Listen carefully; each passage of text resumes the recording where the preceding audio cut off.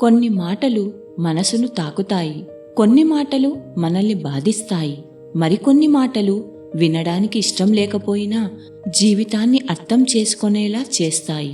ఈరోజు మీరు వినబోయేది అలాంటి మాటలే. వీడియో పూర్తిగా చూసి వినండి, ఎందుకంటే మధ్యలో విన్నది కథలా అనిపిస్తుంది. చివరి వరకు వింటే నిజం అర్థమవుతుంది. మీకు నిజం నచ్చితే లైక్ చేయండి, మీకు అవసరం ఉన్నవారికి షేర్ చేయండి.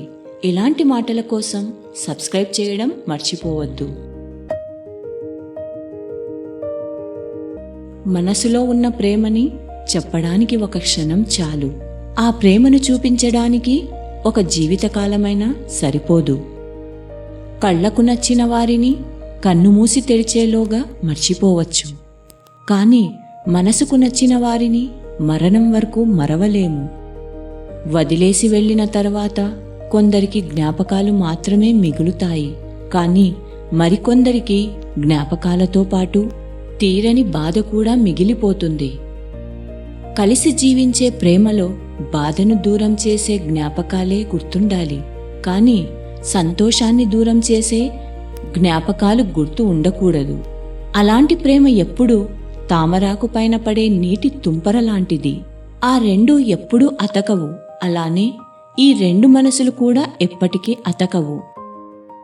అదృష్టమంటే అందం, ఐశ్వర్యమున్నవాళ్ళు మన జీవితంలోకి రావడం కాదు, అర్థం చేసుకునే వాళ్ళు రావడం నిజమైన అదృష్టం. ఒక వ్యక్తికి అతను చాలా ప్రత్యేకమైన వాడని, లేదా ఎవరైనా అతని పట్ల నిజంగా శ్రద్ధ వహిస్తున్నారని తెలుసుకున్నప్పుడు ఆ వ్యక్తికి ఉత్తమ భావాలు వస్తాయి.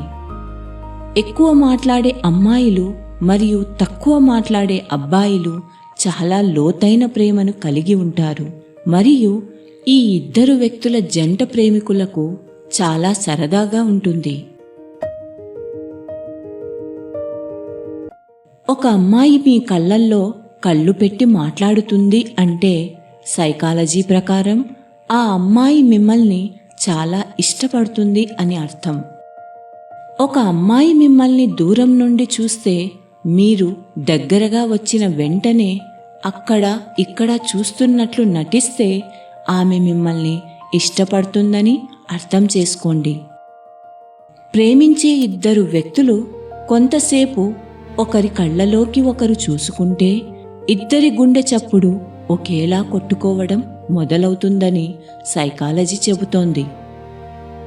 మీరు ఎవరినైనా ఆకట్టుకోవాలనుకుంటే అతని గురించి మాట్లాడడం ప్రారంభించండి, ఎందుకంటే సైకాలజీ ప్రకారం ఒక వ్యక్తి తన గురించి పొగడ్తలు వినడానికి ఇష్టపడతాడు. మీరు ఎవరితో ఎక్కువ సమయం గడుపుతున్నారో మీ ఆలోచన మరియు పనిచేసే సామర్థ్యం కూడా ఆ వ్యక్తుల మాదిరిగానే మారుతుంది. పురుషుని యొక్క హృదయం సీతాకోకచిలుక లాంటిది. ఒక సీతాకోకచిలుక తనకు నచ్చిన పువ్వు పైన ఎలా వాలుతుందో, అలాగే ఒక పురుషుడు తనకు నచ్చిన స్త్రీని ఆస్వాదించాలి అనే కోరికను ఎక్కువగా కలిగి ఉంటాడు. ఒక స్త్రీ కండరాల చేతులు గల పురుషులను చాలా ఇష్టపడుతుంది. ఏదైనా వస్తువును పట్టుకునేటప్పుడు గాని, లేదా ఏదైనా బరువులతో కూడిన పని చేసేటప్పుడు గాని దాన్ని సరిగ్గా చేయడం వల్ల స్త్రీ మీ సామర్థ్యం చూసి మురిసిపోతుంది. అబ్బాయిలతో పోలిస్తే అమ్మాయిలు చాలా తక్కువ ప్రేమను వ్యక్తపరుస్తారు. అబ్బాయిలు చాలా ఎమోషనల్గా ఉంటారు. ప్రతి మాటలో తమ స్నేహితురాలికి ప్రేమను వ్యక్తం చేస్తూ ఉంటారు. ఒక పురుషుడు ధనవంతుడు అయినప్పుడు అతను ఒకరికంటే ఎక్కువ మంది స్త్రీలను కోరుకుంటాడు. ఒక స్త్రీ ధనవంతురాలిగా మారినప్పుడు తనకు మగవాళ్ళు అవసరం లేదని ఆమె భావిస్తుంది. ఒక స్త్రీ అందం ఒక పురుషుడు ఆమెను కోరుకునేలా చేస్తుంది. ఒక స్త్రీ అందం ఆమె తెల్లగా మెరిసిపోవడంలో ఉండదు. ఒక స్త్రీ అందం అనేది ఆమె మాటల్లో, తను చేసే పనుల్లో, తను పడే సిగ్గులో, తను చూపించే ప్రేమ అనురాగాల్లో నవ్వకుండానే నవ్వేటట్టు కనబడే ఆ కళ్ళల్లో ఉంటుంది. స్త్రీ అందం తొడిగిన దుస్తుల్లోనో ధరించే ఆభరణాల్లోనో కాదు కనిపించేది, ముఖంలో, మనసు పూర్తిగా స్వచ్ఛమైన నిండుగా నవ్వే చిరునవ్వులో స్త్రీ అందం మరింత ఎక్కువగా కనిపిస్తుంది. ఎవరైనా మిమ్మల్ని ఇష్టపడకపోతే మీరు వారి నుండి త్వరగా బయటపడాలి. ఎందుకంటే మీరు చేసే 50 మంచి పనులు కూడా వారి హృదయంలో మీకు చోటు కల్పించవు. తప్పు చేసిన వారిని క్షమించాలి, వారిని అర్థం చేసుకునేందుకు ప్రయత్నించాలి. అనుమానించే అలవాటు చాలా ప్రమాదకరం. అనుమానం అనేది పెనుభూతం లాంటిది. ఇది ఎవ్వరి మధ్య అయినా చిచ్చు పెడుతుంది. ముఖ్యంగా స్నేహితుల బంధాన్ని, భార్యాభర్తల సంబంధాలను, ప్రేమికుల మధ్య దూరాన్ని పెంచుతుంది. అందుకే అనుమానించడం మానుకోవాలి. అమ్మాయిల అందాన్ని చూసి మోసపోయిన అబ్బాయిల కన్నా అబ్బాయిల మాయ మాటలను నమ్మి మోసపోయిన అమ్మాయిలే ఎక్కువ. ఆడమనసు నవ్వితే కవ్విస్తున్నాననుకుంటారేమోనని భయం, కసిరితే పగబడతారేమోనని భయం, భయపడితే దగ్గరవుతారేమోనన్న భయం, దూరంగా ఉంటే వేధిస్తారేమోనన్న భయం, చివరి వరకు ప్రేమించేస్తే మోసం చేస్తారేమోనన్న భయం, అసలు నన్ను ఈ భూమి మీదకు రానిస్తారా అని భయం. ఒక కామాంధురాలైన స్త్రీ తన శారీరక సుఖంలో అడ్డుపడుతున్న ఎంతటి వారినైనా హతమార్చడానికి కూడా వెనకాడదు. అతను తన భర్త అయినా, తన కొడుకు అయినా సరే. పరాయి పురుషుడి శృంగారమోజులో పడిన స్త్రీ తన భర్తను, ఆఖరికి తన పిల్లలను సైతం విడిచిపెట్టి ప్రియుడితో లేచిపోవడానికి సిద్ధంగా ఉంటుంది.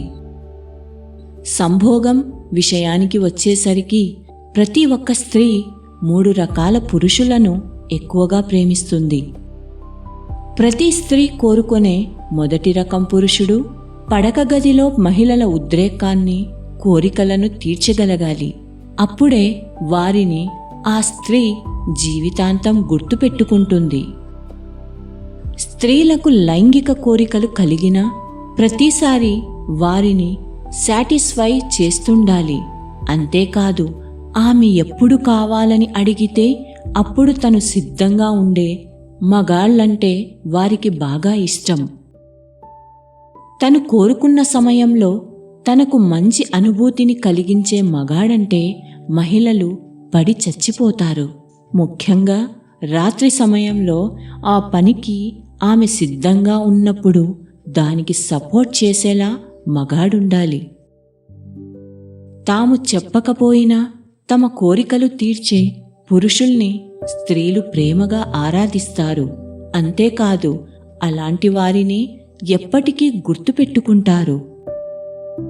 ప్రేమ విషయానికి వచ్చేసరికి అమ్మాయిలు మరీ పర్టిక్యులర్గా ఉంటారు. తమ అంచనాలకు అన్ని రకాలుగా సరిపోతే కాని ఒప్పుకోరు. ఇక ఈ మధ్య పెళ్లికి ముందు ఆ పని పెద్ద తప్పుగా భావించడం లేదు. కాబట్టి అది కూడా చూశాకే పెళ్లికి ఓకే చెబుతున్నారు. ఆ విషయంలో సురక్షితంగా, కేర్గా ఉండే పురుషులంటేనే మహిళలు బాగా ఇష్టపడతారు. మరీ మొరటు వేషాలు వేస్తే కాస్త పక్కకు పెట్టేస్తారు. ప్రతిరోజు ఆమెతోనే గడిపే మగాడిని మహిళలు ఎక్కువగా ఇష్టపడతారు. నేటి ఆడదాని ఆవేదన అందంగా లేకుంటే అందమైన అమ్మాయి కావాలని చంపేస్తారు. అమ్మాయి అందంగా ఉంటే ఎంతమందితో తిరిగిందో అని అనుమానించి చంపేస్తారు. కట్నం తగ్గినా చంపేస్తారు, కానుకలు తేకపోయినా చంపేస్తారు. ప్రేమిస్తే తల్లిదండ్రులు చంపేస్తారు, ప్రేమించకపోతే ప్రేమించిన వాడు చంపేస్తాడు. ఎందుకు ఆడదానిగా పుట్టానా అని అనుకునేలోపు పుట్టకముందే చంపేస్తారు. ఆడాళ్ళకి ముక్కు మీద కోపముంటుంది, అందుకే ముక్కు పుడక వేస్తారు. ప్రతిదానికి గొడవ కోసం కాలు దువ్వుతారు, అందుకే కాలికి మెట్టలు వేస్తారు. అహంకారంతో ఎక్కడ చెప్పిన మాట వినరో అని చెవులు కుడతారు.